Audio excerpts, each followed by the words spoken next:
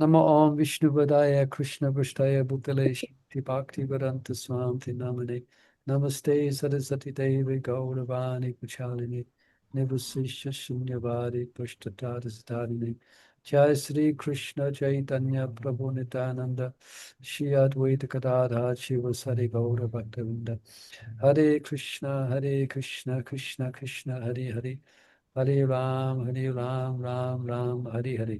Yeah, so as I was saying, little summary of this chapter so far. The theme of the chapter is speaking about Kshetra, which is the name of the body, and the knower of the body is called Kshetra Gyan. Kshetra Gyan, the knower of the body. So there's two knowers of the body. To us, to some degree, we know our body, but Krishna knows more. There's a super soul. There's Krishna's also the knower of the field. And that was going to be discussed, picking up from text 23 today about the super soul and also about knowledge. We spoke about what is true knowledge in that series of verses from 8 to 12. Yeah. And speaking about the cause of the body, it's our association here. And you see this verse here, text 22, Purusha Prakriti Stohi, Bhakti Prakriti Janguna, Karanam Gono Sangava Sat, Sat Asat Yoni Jamashu. So our association with the material nature is the cause of further bodies. Yeah. So in that sense, Prakriti is the cause, our association with Prakriti is the cause of getting material bodies one after the other. And yeah, we are the soul in association with material nature meets with a kaleidoscope of emotions, good and evil. Yeah. Remember we had the discussion last time. We are the cause according to in what way we interact with the material energy, then thus we get the consequences. Yeah, thus he meets with good and evil amongst various species of life. The Lord, in that sense, is not to be taken account for our wrongdoings. Yeah? We remember that discussion we had, I think, was it last week or a couple of weeks ago? And we're going to pick up today speaking about the Paramatma, how he is unaffected, and he's the goal of knowledge ultimately. And then ultimately it's going to discuss how those who are Krishna conscious, they can see the soul situated everywhere in all living beings. Okay, so a quick kind of summary of where we're at so far in this chapter. And one devotee in. Okay, so let's pick up on 23. Anyone like to read text 23, 1323, as normally have a go at the Sanskrit? Shall I have a go? Yes, good. Thank you. Text 23. Upatarashtanu mantacha Bharata Bhukta Maheshwara Paramatmeti Japi Ukto Dehismin Purusha Para. Yet in this body there is another, a transcendental enjoyer, who is the Lord, the supreme proprietor, who exists as the overseer and permitter, and who is known as the supersoul.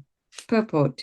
It is stated here that the supersoul, who is always with the individual soul, is a representation of the Supreme Lord. He is not an ordinary living entity, because the monist philosophers take the knower of the body to be one. They think that there is no difference between the supersoul and the individual soul. To clarify this, the Lord says that he is represented as the Paramatma in every body. He is different from the individual soul. He is para, transcendental. The individual soul enjoys the activities of a particular field, but the supersoul is present not as finite enjoyer, nor as one taking part in bodily activities, but as the witness overseer. permitter and supreme enjoyer. His name is Paramatma, not Atma, and he is transcendental. He is distinctly clear that the Atma and the Paramatma are different. The Supersoul, the Paramatma, has legs and hands everywhere, but the individual soul does not. And because the Paramatma is the Supreme Lord, he is present within to sanction the individual soul's desiring material enjoyment. Without the sanction of the Supreme Soul, the individual soul cannot do anything. The individual is Bhukta, or the sustained, and the Lord is Bhokta, or the maintainer. There are innumerable living entities, and he is staying in them as a friend. The fact is that every individual living entity is eternally part and parcel of the Supreme Lord, and both of them are very intimately related as friends. But the living entity has a tendency to reject the sanction of the Supreme Lord and act independently in an attempt to dominate nature. And because he has this tendency, he is called the marginal energy of the Supreme Lord. The living entity can be situated either in the material energy or in the spiritual energy. As long as he is conditioned by the material energy, the Supreme Lord, as his friend, the Supersoul. The Supersoul stays with him just to get him to return to the spiritual energy. The Lord is always eager to take him back to the spiritual energy, but due to his minute independence, the individual entity is continually rejecting the association of spiritual light. This misuse of independence is the cause of his material strife in the conditioned nature. The Lord, therefore, is always giving instruction from within and from without. From without, he gives instructions as stated in Bhagavad Gita, and from within, he tries to convince the living entity that his activities in the material field are not conducive to real happiness. Just give it up and turn your faith towards me. Then you will be happy, he says. Thus, the intelligent person who places his faith in Paramatma, or the Supreme Personality of Godhead, begins to advance towards a blissful, eternal life of knowledge. Okay, thank you. Hare Krishna. Any immediate curiosities? We want to control. Even though we have Paramatma in our heart, we don't want to listen to him. We just want to do our own thing. And that's why we're suffering. Yeah, that's why we get entangled. It's quite a Bhagavad Gita has given us quite a profound meditation. And that's what kind of makes life, how can I say, that's what makes life life. In other words, there is an expansion of the Supreme Lord situated within everybody's heart. And as this purport is explaining in the verse, it's by him, it's by his, what he describes here, by his sanction, everything is actually going on. Yeah. So there's so in that sense, everyone has a divine connection actually with the Supreme Lord because he's situated right in the core of our heart. Yeah. But we become distracted or we turn our back. Yeah. So therefore we often get entangled. We always get entangled. But just meditating on this fact that we're not walking alone in this world. It may seem like it, but actually, we're never alone. I think we've mentioned this before, like sometimes we go through difficulties and sometimes we may have friends or family members that we express our joys with or express our difficulties. But there's a certain conversation that we don't have with anyone that's going on inside us, isn't it? Our own very, very personal story or reflection of events that even we may not reveal or converse with the closest friends with. But we are consulting with someone, and that's the Lord in the heart. Yeah. We are, we kind of reflect on situations we are in. So we can imagine that, we shouldn't imagine, but if we become, the more Krishna conscious we are, the more we can naturally align ourselves to the direction of the Lord coming from within the heart. And that's why it's also described we can be peaceful, actually be peaceful if we can actually tune in to the Lord within our heart. As soon as we forget that and turn away from Him, things start to become shaky. They start to quiver. But as soon as we can bring our mind and bring our internal meditation upon the Lord, and things become a lot more smoother in life. So that's what we're trying to do. You know? Any other questions or comments upon that? I was just thinking, Krishna knows our skeletons in our cupboard. Yeah, Krishna, and not just in this life, but in previous lifetimes. And Yeah. he's there, he's not going to interfere with our individuality. Yeah, he's going to let us live out our wayward or our desires to enjoy separately from him. But he is there and he's trying to guide us through good conscience to actually go in the right direction. But it can be quite confusing in the sense that if one is fed up with the material energy or is come to certain, or one's become materially exhausted, tvam akinchana gochara, then where do they go? Mm. Where do they go? They might go, Payana apaiso sabya kalu asmin yugejana manda samanda matayo manda upagyo upadritaha. So the condition, so in this world we are lazy, misguided, unlucky. Sorry, sounds like a pretty bleak picture. We're unlucky. We're misguided in a sense, and above all, we're always disturbed. So a point I'm trying to make here is that unless one is very sincere, perhaps through practice in a previous life, someone may want to break out of their material situation. And they may go to some bogus type of spiritual teaching, you know. It's very, or they may not really desire the real thing. Yeah, they may God for prosperity. Yeah. Here in America, you've got the prosperity preachers. Their main focus, if you come to our church, you're going to be rich, as long as you give a donation. So the cheaters are the cheated. So it's very subtle. So those even we want to break out the material, but still there's some residue material aspirations there when we approach religion. So anyway, I'm going on a bit here, but the point is for someone to actually come and start to negotiate the path of pure devotion is very, very rare.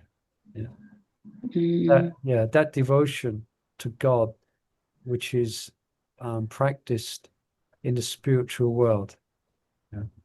That's to come to that path. Well, the reason we've come to it is by the grace of Lord Chaitanya. Other than that, people can be misguided, go in all types of different directions. But still, if they're sincere, then eventually, well, if they will get to meet a devotee. So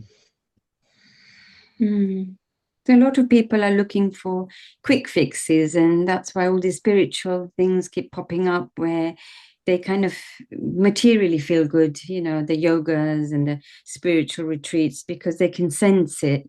Whereas I think with Krishna consciousness, it's subtle, like you say, it's a long-term thing. It's a relationship which a lot of people they want now. I want to feel good. I want to feel peace. I want to feel, so they go to all these sort of nice places, but it's sort of like how can I say 5-minute happiness, in the sense that they listen to the nice music, and they're near the seaside and they feel peace. So a lot of people are looking for that sort of thing because they want it now and quick and make themselves feel good. Whereas I suppose the relationship we have with Krishna is it's long term, and he's within, so we are living our lives with him. Whereas a lot of people now, they want the quick fixes. They want peace, but they want peace quick, now kind of. I want to go somewhere and I want to feel good. Is Yeah, that why a lot of people don't commit, long term, maybe to Krishna consciousness and the chanting? Okay, maybe they do it together with the song and things, but to be committed to do it every single day and do the same thing we do every single day. Because I do have people sometimes ask, oh, like you're doing the same thing every day. Do you feel any different? It's sometimes a little hard because I suppose, like when we have problems in life and, we kind of talk to Krishna, but we still have to deal with our problems. And I suppose a lot of people today just want the quick fix, go somewhere and make them feel good for 2 weeks. And then they kind of come back and, kind of it just withers away yeah. It makes, until the next thing that comes along. yes, that's also, it's mentioned in the Bhagavad Gita itself. It's mentioned that people worship the demigods because they want to get quick results. And of course, they then get quick material rewards. Yeah. Basically, they're still having to tran or traverse the cycle of birth and death. Yeah. Mm. Even if one gets some temporary material rewards from, say, worship the demigods, or they join some type of spiritual or yoga club, as you're mentioning, they may get some temporary relief. Yes. Yeah. I've met a few people who have been practicing yoga quite sincerely. I was one time I was asked to give a presentation to this was in a temple to some who's that devotee who's quite popular now. He sings bhajans in big concert halls. Ranjana, Oh, yeah. Radhika Ranjan. yeah, Radhika Ranjan. He asked me to speak to some persons who started to follow him from the yogic background, and they're very much into his kirtans, and they signed up for more information. So he's bringing them Mm. across to bhakti slowly, but in a Nice. very yeah, he's bringing them over to bhakti. So he asked me to speak to some of them who are coming to the temple for the first time. Wow. Because there's some practice, those who practice yoga, some of them have an aspect of the yoga which is called the bhakti part. Mm. I think I've mentioned this before. So they will do half a yoga, they will do exercises, then they will pull out a harmonium and say, now we're going to do some bhakti. Without realizing that bhakti in itself is the whole goal of yoga. Yeah, it's a whole Yeah. yoga and it's a lifetime practice. They think it's just something you do as you do this asana. Part of it. Yeah, you do this asana, you do that asana, then for 5 minutes you do bhakti. Yeah. Yeah. Anyway, that's their background. So, but they were touched by the kirtans that they've been to, and so they're signing up for more information. So I asked him beforehand, so what's the pitch here? Can I mention the three-letter swear word, God? Yeah. Can I dare mention Krishna? He said, yeah, just give them the whole thing. Give it. They're ready. I was taken aback. Yeah. Okay. So then I was, I was speaking about Bhagavad Gita and Krishna consciousness, and they started to reveal how they've been practicing yoga. Some of them are quite expert. They're like yoga teachers who've got hundreds of students, but they felt, even though they've mastered yoga, there's something else. They Missing. wanted something else. And since they're coming to bhakti, they're feeling that they've found that something else, some of them. So that's very That's so nice. so Mm. so there's an example of what you're saying, Mother, that yes, some people may Mm. go to these different alternatives and get some relief from the material energy. And some of them, if we make it available to them by different preaching methods, they can cross over and actually take up the goal of yoga, which is bhakti. So I saw that saw that live, so to speak. And one of the ladies there, she was coming to the temple for some time, coming to the lunch classes and things like that. But she didn't. Hare Krishna. Anybody else on these points? Bring it up here. I was thinking that Krishna Wake does up with me. help you in your spiritual life if you become a bit. Everybody just need to mute if we're not speaking, please. Try again, Mother Chandravali. Krishna does help you if you are a bit serious about your spiritual life. You know, Krishna will help you make the right decisions, you know. Yeah. Or like I had a Go tricky on. situation this Saturday. My sister's daughter got like a Gujarati kind of engagement, just family, and she said, you'll come, and then because it's a Gadashi on Saturday, so I had head straight, the flag came up, no, you know. So then I made, when Nishikan was on call and Gokshore had some devotees coming to his house, I said, no. And he forgot, and I knew that there was some kind of a relative living just up the road somewhere who could take me. But she forgot to tell me that, which was so nice. Krishna is so like, you know. So this morning, I could have got this one to pick you up. And it just shows Krishna really cares. You don't need to go to this place. You don't need to do this.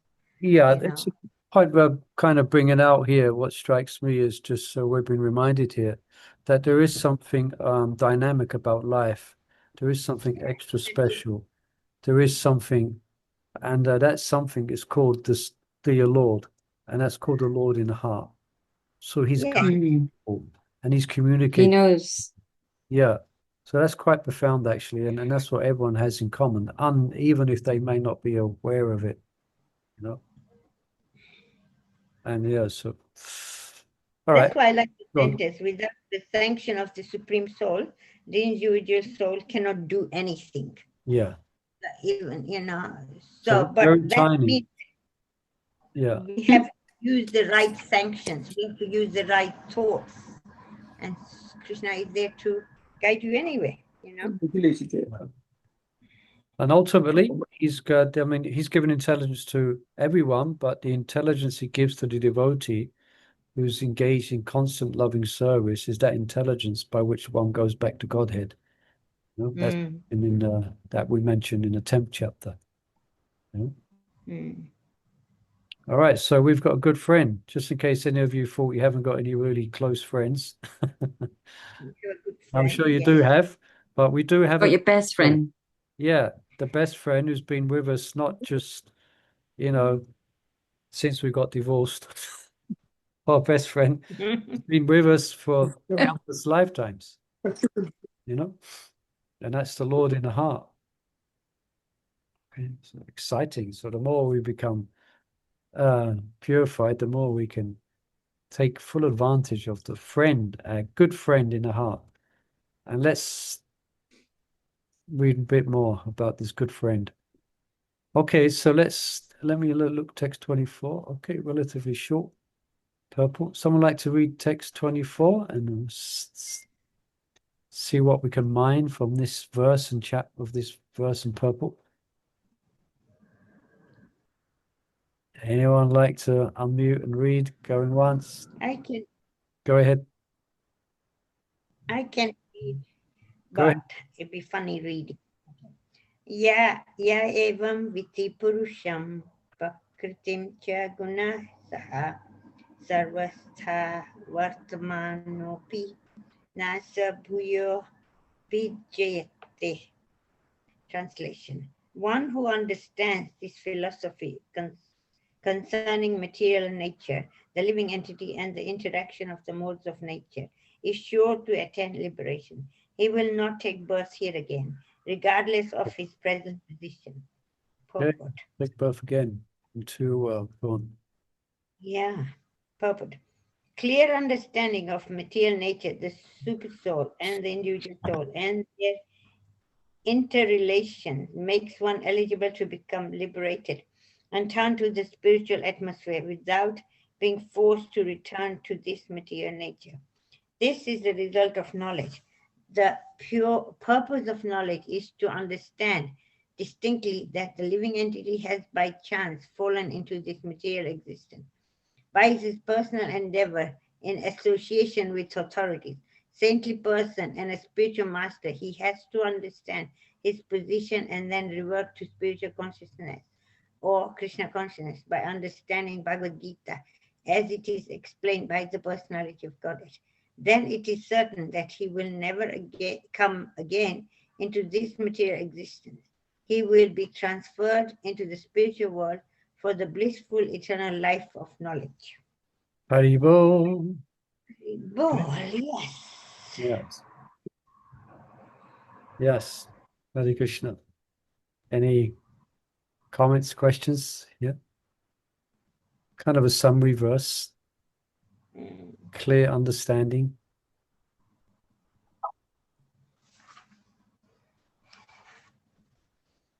Okay, we can edge on if there's no questions on that. 25. I can have a go at 25. Okay. Jnanenatmani pashyanti kechit atmanam atmana anye sankhena yogena kama yogena chappare. Okay, some perceive the supersoul within themselves through meditation, others through cultivation of knowledge, and others through working without desires. Could say the yogis, the gyanis. The Lord informs purple. The Lord informs Arjuna that the conditioned souls can be divided into two classes as far as a man's search for self-realization is concerned. Those who are atheists, agnostics, and skeptics are beyond the sense of spiritual understanding. Yeah, anyway, just going back on the discussion on the last verse, as we discuss these principles and concepts of the super soul, I find it hard to imagine how someone can be an atheist. They've got to be pretty determined, pretty determined to be an atheist, and a lot of them are. Anyway, those are atheists, agnostics, skeptics are beyond the sense of spiritual understanding. Beyond the sense. But there are others who are faithful in their understanding of spiritual life. And they are called introspective devotees, philosophers and workers who have renounced fruitive results. So they're not kind of, there's more to life than just working, so to speak. They're not attached so much to the fruits of their work. They're more inquisitive about life. Sometimes you meet people like that. They've got a job, they're getting money, but they're not really, they become more concerned about the meaning and the purpose of life. So from a Western perspective, you can meet such persons. Others, they're just happy with working. That's it. They're getting a wage, etc. And for them, there's no quest, there's no search, Dear devotees, if you have, please ask you to mute if you're not muted. Okay, so yeah, and workers who renounce fruitive results. So that's everyone here. You're all introspective devotees. Yeah, I mean that's why we've gathered together to read Bhagavad Gita. Yeah, those who always try to establish the doctrine of monism, okay, are also counted among atheistics and agnostics. Okay, so Prabhupada not giving much charity to those who have rejected material life but are speculating that we are one. They are atheists and agnostics. In other words, only the devotees of the Supreme Personality of Godhead are best situated in spiritual understanding, because they understand that beyond this material nature are the spiritual world and the Supreme Personality of Godhead, even if they haven't seen the spiritual world. Because of their experience in practicing the angas of bhakti, they have faith that it actually exists. Yeah, quite amazing. They understand that beyond this material nature are the spiritual world and the Supreme Personality of Godhead. So thank God for that, as they say. There's more to this. There's more than just this material world. Now, he's expanded as a Paramatma, the super soul in everyone, the all-pervading Godhead. Of course, there are those who try to understand the supreme absolute truth by cultivation of knowledge. Okay, so Gyanis, okay, and they can be counted in the class of the faithful. Okay. The Shankya philosophers analyzed this material world into, mention that in the verse, and where was the word? The verse, Shankyena Yogena. Shankyena Yogena. So the Shankya philosophers analyzed this material world into 24 elements, and they placed the individual soul as the 25th item. When they are able to understand the nature of the individual soul to be transcendental to material elements. Okay? So through contemplation, you can understand that we are not this body. Yeah. Even children can understand it. Does anyone know how devotees explain to young children how they're not the body? Get them to think about being something other than the body, that even a child. Anyone know what devotees take or how they explain it?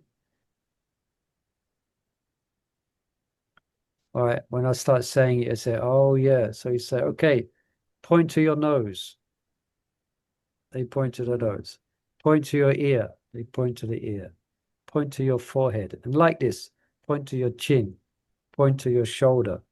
Then you go for the whole body. Then it's okay, point to you. There you go. They have to think about things, point to me.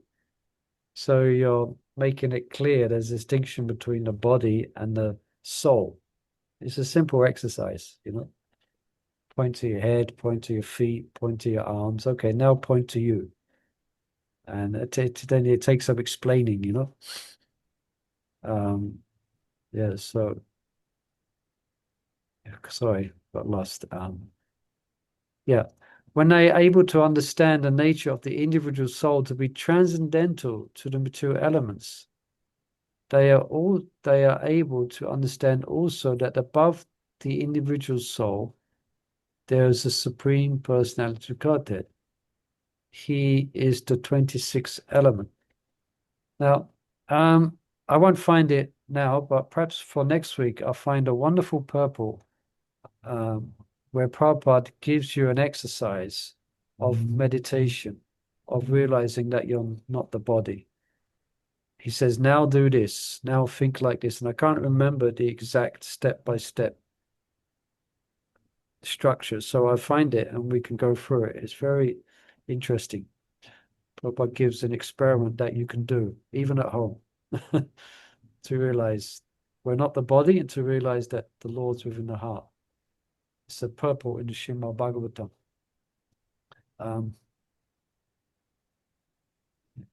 When they are able to understand the nature of the individual soul to be transcendental to material elements, and they are able to understand also that above the individual soul, there is a Supreme Personality of Godhead. He is the 26th element. So 24 elements, material nature, 25th element, the Jiva, 26th element is the Supreme Lord. Thus, gradually, they also come to the standard of devotional service in Krishna consciousness. Because, where else do you go when you realize that? What else do you do but serve Krishna? Those who work without fruitive results are also perfect in their attitude. They are given a chance to advance to the platform of devotional service in Krishna consciousness. Here it is stated that there are some people, excuse me, moving something around on my screen, who are pure in consciousness and who try to find out the supersoul by meditation. Okay, just perhaps if there's any questions as we go, please feel free to ask. I think there's any clarifications needed. So it's stated there are some people who are pure in consciousness and who try to find out the supersoul by meditation. And when they discover the supersoul within themselves, they become transcendentally situated. Similarly, there are others who also try to understand the Supreme Soul by cultivation of knowledge. And there are others who cultivate the Hatha Yoga system and who try to satisfy the Supreme Personality of Godhead by childish activities. What does Prabhupada mean by childish activities?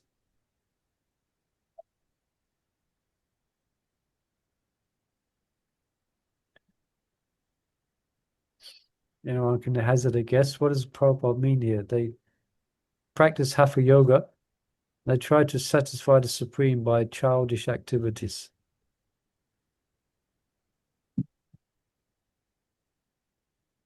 It's quite straightforward, actually. It's not such a esoterical question. Going once, going twice. By kind of meditating on him, but not in a way. No, basically it means that Prabhupada will sometimes critic that they're trying to understand God by pressing their nose. You do pranayam, then it. Yeah. Prabhupada's kind of saying they're standing on their head, they're doing different asanas, because that's Hatha Yoga. So here he calls it childish activities in comparison to the practice of loving devotion to the Supreme Lord. Yeah.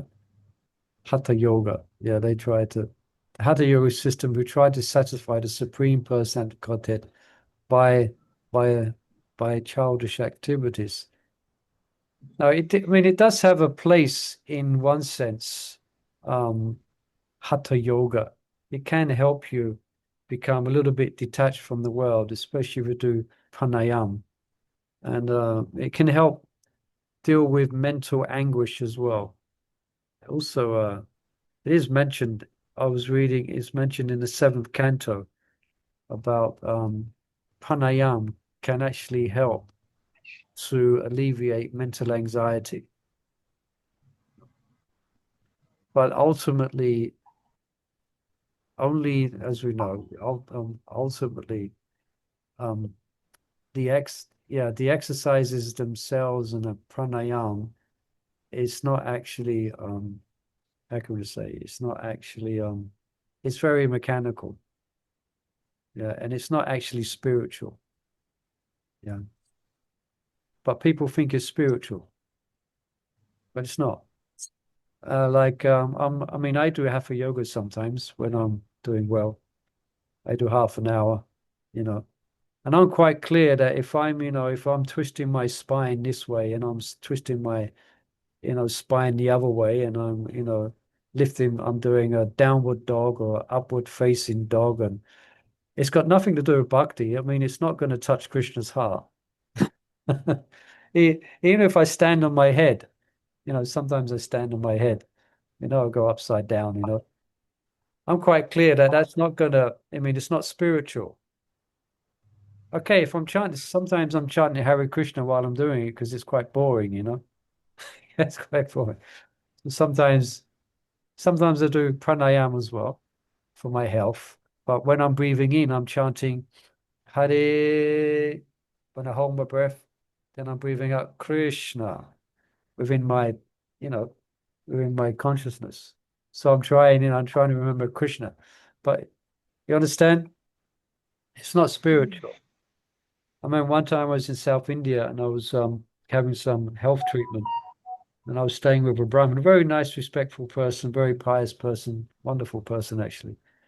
And they're quite convinced that doing a homa in the morning and doing hatha yoga is actually spiritual, and that was their spiritual practice. You know, for them, that was their spiritual practice. In one sense, they're pious. In one sense, it's better than being a gross materialist. Anyway, you get the idea here. That's why Prabhupada says hatha yoga is childish activities, you know. Anyway, Hare Krishna. Anybody else, any comments upon that? I'm thinking, like, as I'm getting older, even doing all these things, hatha yoga or breathing or whatever, Yeah, you know, you need the body to keep going, you know. Mm. yeah. At the end, that body gives up anyway, you know. I mean, yeah, I mean, I- it does. Yeah, that's true. But if you want to be more, for me, I do have yoga and things like that because I want to be moving and active when I'm 70. You know, whether Krishna will allow me to do that. When I'm, you know, because this is Krishna's body. It isn't mine. Yes, So body that's what belongs, I mean. yeah. So in that sense, we can want to, you know, but ultimately, you know, as Mother Chandravali is saying, it is gonna, you know, it is gonna malfunction at some time. And it's good. Yeah, I see some people have done so much yoga so well, you know, to keep the body really good, and it is good, and then Yeah. slim and everything.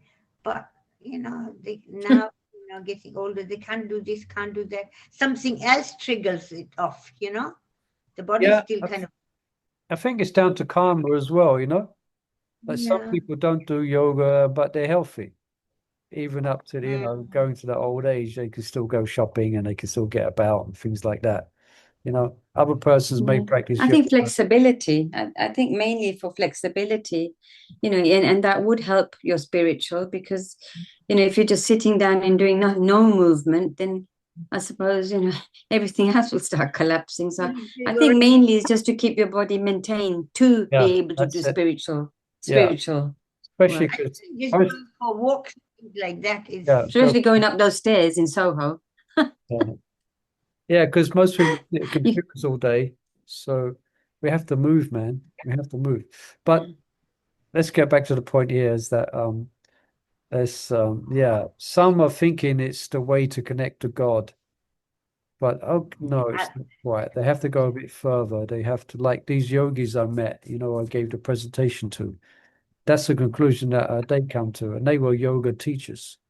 They had hundreds of students, you know, and they were now taking up bhakti. Okay, let's read another verse, 1326. One second, someone's just banging on the door. Be back in 1 minute.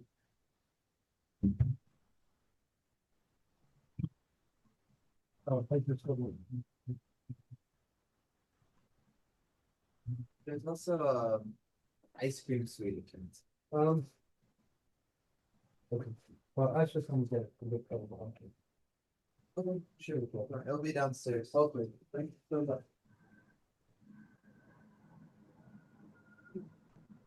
Sorry, devotees, devotees just bought me a plate of Bashadam. Anymore. Oh, which Way. what is it? Which is Yeah? Kidney beans, rice, and like it, don't like it. I think okay, let's get back on track. 1326. Apple pie and custard or cheesecake or something like that. No. Or ice cream. Ice cream, yes. Yeah, I okay. He just said there's some ice cream. Anyway, quick, let's get back on track. Okay, 13. Anyone like to read 1326? Let's have some devotees who normally read, but they're here. Mother Luther, you like to read? You can hear us? Yes, I would like to read. Yeah, go ahead, Mother, please. Thank you. Hare Can Krishna. you hear? Okay. Hare Krishna. Hare Krishna. Anyetvam ajanantah shrutvaniyebhya upasate tepi Shruti Tarancheva Mrityum Shruti Parayanah. Again, there are those who, although not conversant in spiritual knowledge, begin to worship the Supreme Person upon hearing about him from others. Because of their tendency to hear from authorities, they also transcend the path of birth and death. This verse is particularly applicable to modern society, because in modern society there is practically no education in spiritual matters. Some of the people may appear to be atheistic or agnostic or philosophical, but actually there is no knowledge of philosophy. As for the common man, if he is a good soul, Carry on. carry on, okay. Yeah, carry on. I'm just muting those. As for the common man, if he is a good soul, then there is a chance for advancement by hearing. This hearing process is very important. Lord Chaitanya, who preached Krishna consciousness in the modern world, gave great stress to hearing, because if the common man simply hears from authority sources, he can progress, especially according to Lord Chaitanya. If he hears the transcendental vibration, Hare Krishna, Krishna Krishna, Hare Hare, Hare Rama, Rama Rama, Hare Hare, it is stated, therefore, that all men should take advantage of hearing from realized souls and gradually become able to understand everything. The worship of the Supreme Lord will then undoubtedly take place. Lord Chaitanya has said that in this age no one needs to change his position, but one should give up the endeavor to understand the absolute truth by speculative reasoning. One should learn to become the servant of those who are in knowledge of the Supreme Lord.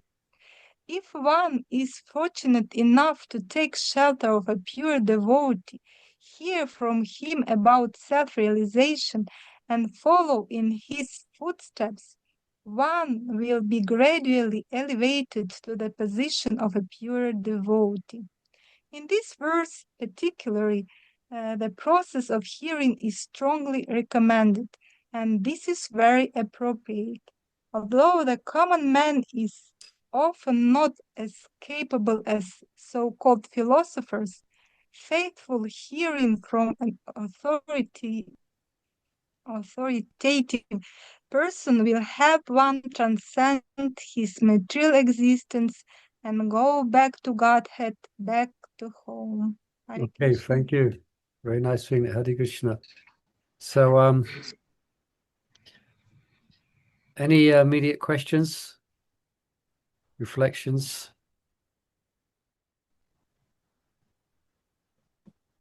How can process of hearing can clean our conscious? How can it? Well, it's just because it's what we're hearing is actually not material. It's actually spiritual sounds. So it does have its effect, knowingly or even unknowingly. I mean, that's why we chant Hare Krishna as well. And that's why we go on Sankirtan. That's why Lord Chaitanya would chant the holy name, because knowingly or unknowingly, it will have its effect. Yeah, that's the nature of spiritual sound, shabda. Material sound will just causes us to, well, it just causes us to be entangled in the material world. But when we start hearing spiritual sound, it does have its effect. You know? So that's the nature. So that's why it's stressed here. So even those who are, okay, we mentioned the Diganis, we mentioned the yogis, and even the karmis, but so for those who are not conversant in spiritual knowledge, their hearing about, or their hearing from authorities is actually worship. Because of, that's what the verse is saying. Yeah. You could say that's most of us.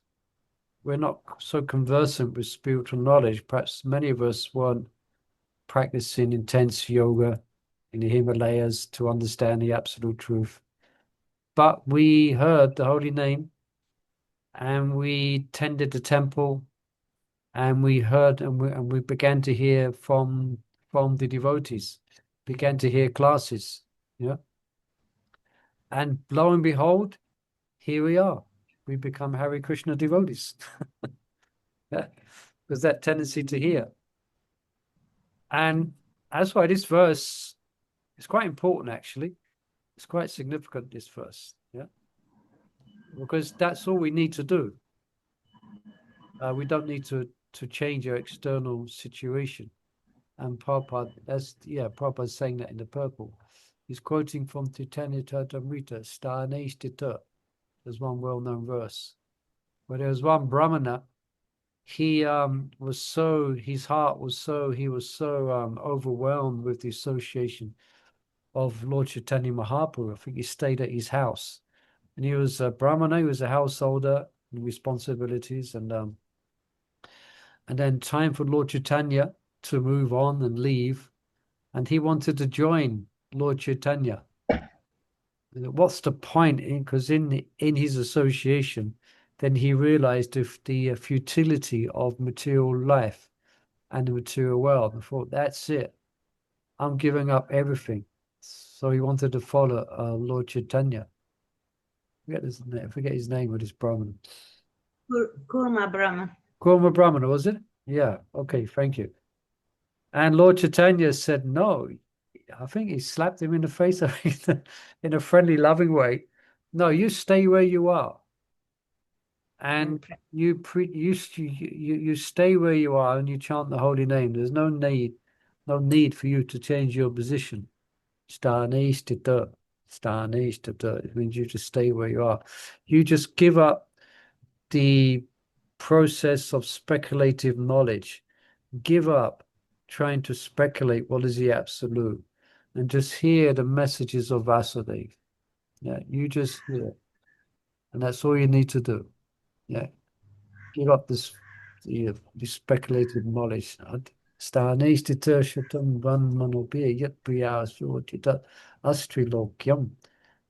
then it describes that you will be able to conquer that person who cannot be conquered just by the hearing process. Yeah. So, I mean, that's what we're doing now. We're gathering together for an hour to hear Bhagavad Gita, and it's having its effect, whether we know it or not. Yeah, it's having its effect. Hare Krishna, because it's spiritual sound. One second. Any other questions or comments? Anitwamjananda. Yeah. Let's have a little look at the next. Let's check 58 minutes. Okay, quick. Let's just read text 27 as well. It's a small purple. Oh, excuse me. Going once. Going twice. Let me. Mother Rajkishore, are you out there? Sometimes you like to read. Yes, I am, but I'm looking at in a small writing, so I can't read. Okay. I'm going to jump Sorry. in. Yavat sanjayate kinchit sattvam stavara jagamam shatta shatkan samyogat tatvidi paratasapa. O chief of the Bharatas, know that whatever you see in existence, both moving and non-moving, is only a combination of the field of activities and the knower of the field. Okay. Both material nature and the living entity, which were existing before the creation of the cosmos, are explained in this verse. So we existed before this creation. Whatever is created is but a combination of the living entity and material nature. There are many manifestations like trees, mountains, and hills, which are not moving. And there are many existences which are moving. And all of them are but combinations of material nature and the spirit and the superior nature, so the soul and the body, the living entity. Without the touch of the superior nature, okay, that's Krishna, the living entity or the jiva, the living entity, nothing can grow. So yeah, so that's the jiva. Without the touch of the superior nature, the jiva, nothing can grow. Yeah. It's quite obvious, isn't it? Excuse me. The child grows into youth, yeah, then into adulthood. Why? Because the soul's present. Pretty straightforward. If the soul leaves the body, it ain't gonna grow.